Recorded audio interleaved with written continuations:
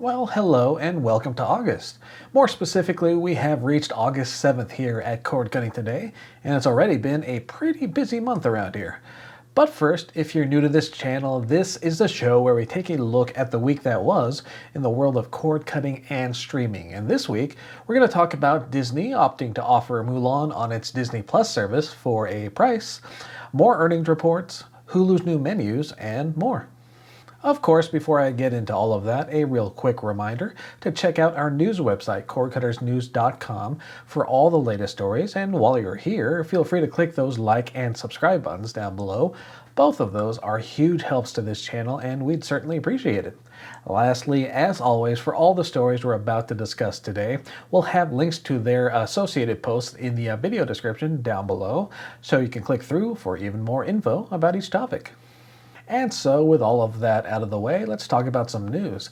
And one of the biggest stories to come out this week is Disney's decision to release the highly anticipated live-action version of Mulan on Disney Plus for a premium price of $30. Of course, Mulan and Christopher Nolan's Tenet have been two of the most high-profile films of the year, and they've both been delayed numerous times as the ongoing pandemic has forced movie theaters across the country and across the world to shut down.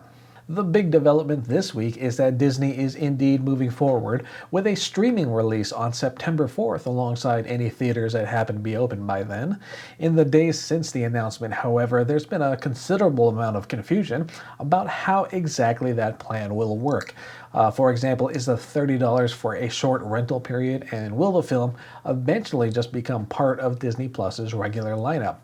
As of the recording of this video, Disney hasn't clarified the matter via an official press release, but a spokesperson did say you'll have access to the film so long as you're a Disney Plus subscriber, which sort of blurs that line between a full-on digital purchase and a long-term rental. In other words, this is a bit of uncharted territory for the industry and sounds very much like a high-profile experiment for Disney. And it'll be interesting, of course, to see how it all plays out.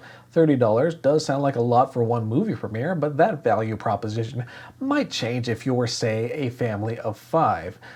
So, of course, I'm going to ask any Disney fans out there, are you planning on shelling out $30 when Mulan comes out next month? Maybe you're going to wait and see if the film is eventually added to Disney Plus's regular lineup in a few months' time. Of course, it's entirely possible Disney hasn't clarified any details yet because it's waiting to see how folks react to this initial announcement. So we very well might learn more in the near future. In other words, stay tuned.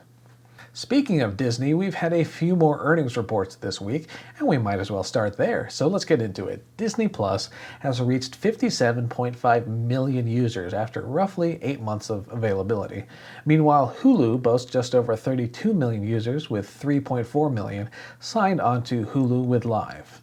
And finally, the third part of Disney's streaming triple threat, ESPN Plus, closed out the quarter with 8.5 million users. Of course, the ongoing coronavirus pandemic has certainly affected subscriber numbers this year, possibly both positively and negatively, especially with the lack of live sports, but Disney did tout that its trio of services are reaching about 100 million subscribers worldwide right now, and it'll be interesting to see where the company goes with those services in the future. Of course, Disney isn't the only streaming provider boasting about some big numbers of late. Roku has also announced its recent earnings, and active account growth has apparently accelerated by 41% year over year. The company's reporting around 43 million active Roku accounts and points to an uptick in sales for both its streaming players and various Roku TV models during the last quarter. And what's interesting is that existing Roku users apparently added some 3 million new devices to their accounts during the last quarter. So it looks like a lot of you out there replaced current devices or perhaps outfitted more TVs around your house with streaming capabilities. Other streaming services are also reporting gains as well. ViacomCBS says that its CBS All Access and Showtime services have reached 16.2 million subscribers, up 74% year over year. Beyond that, its free streaming service Pluto TV also saw a bump up to 26.5 million active users for the quarter. Part of Pluto TV's increase stems from expansions into Europe and Latin America, but it's also forged some recent new distribution deals with Verizon, TiVo, and LG, which also announced this week that Pluto TV is coming to LG TVs, starting with 2020 models and then expanding to older TVs later this year. And with all these streaming services boasting about increased subscriber totals, I'm curious about all of you. If you've added a new streaming service or 5 in the past few months, let us know what you think of them so far in the comments below.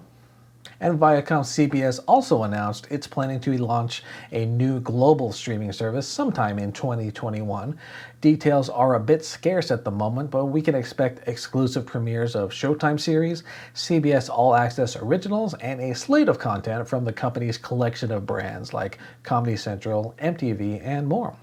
And pricing and other info will come a little closer to launch, but it's apparently going to go live first in Australia, Latin America, and Nordic countries before expanding elsewhere. And of course, we'll continue to keep a close eye on this new service, which ViacomCBS touts as a game changer, and we'll keep you up to date as we learn more. In other streaming news, back in May, we reported on Hulu rolling out a new user interface that's meant to be simpler and more consistent with its Disney Plus and ESPN Plus bundle mates.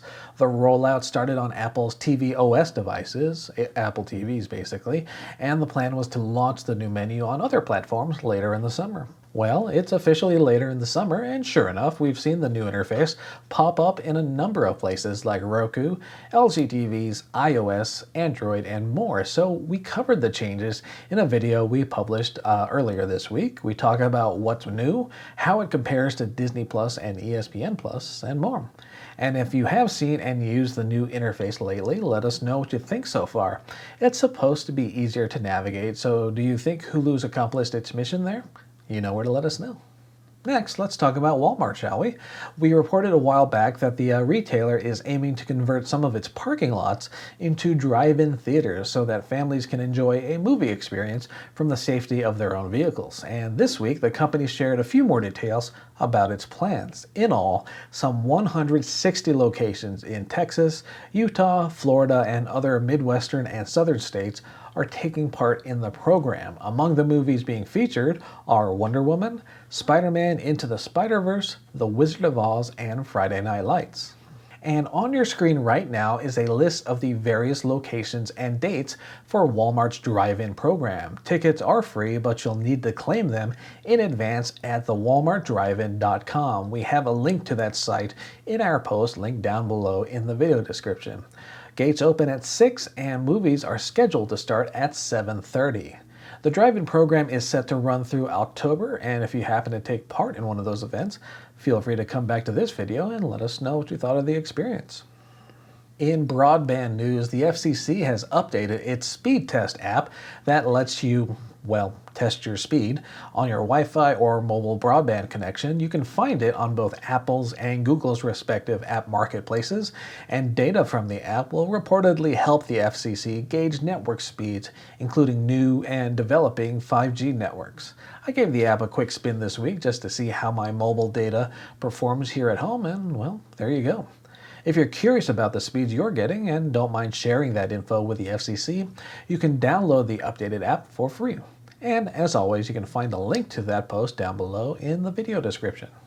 Next up, it's an update on fuboTV. Now, earlier this week, we shared a story on the service's deal with Disney to bring ESPN and other Disney-owned channels to fuboTV. Now, those channels are officially live for subscribers, and here's a list of the new options and which packages support them.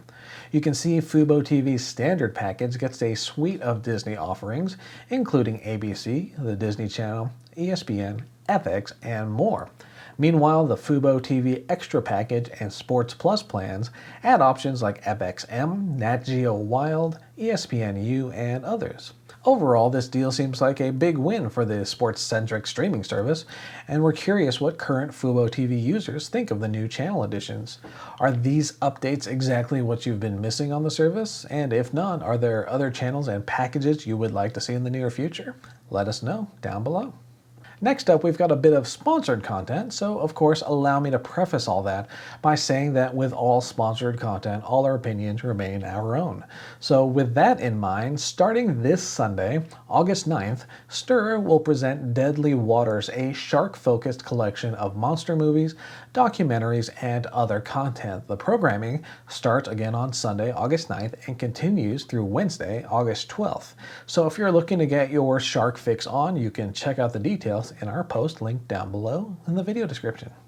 And last but not least, we have some Sling TV news. On Thursday, Sling announced that subscribers with over-the-air antennas can watch local broadcasts without leaving the Sling TV app. Those live local channels will just show up in Sling's interface just like any other channel. The caveat, however, is that the feature is currently only coming to 2020 LG smart TVs, like the company's OLED and NanoCell TVs. There's no word just yet on whether the feature is coming to older LG sets or other TV brands, but for those who have access to the new feature, it's apparently as easy as hooking up an OTA antenna and having your TV scan for live channels. After you launch Sling TV, the channel should automatically appear alongside your usual Sling TV content. And of course, if we hear of the feature coming to other models, we'll definitely update you as we learn more. And that was the week that was here at Cord Cutting Today. A pretty busy start to August already. And as always, thank you all so much for tuning in. And again, if you're new to this show or to this channel, we certainly wouldn't complain if you opted to hit those all-important like and subscribe buttons. Again, they're huge helps to our channel, and they enable us to bring you even more content in the future. Meanwhile, it's a new month, and I know I haven't asked this in a bit, but what are you all watching these days? Anything new? Me being a huge Transformers fan, I of course checked out Transformers War for Cybertron on Netflix. Chapter 1 of the trilogy is out now, and without going into a full review and diving into spoilers, I think it's safe to say it's a bit darker than you might expect.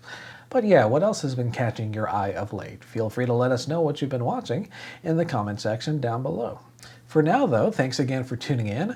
My name, as always, is Philip Palermo. Have a safe and wonderful August weekend. Take care.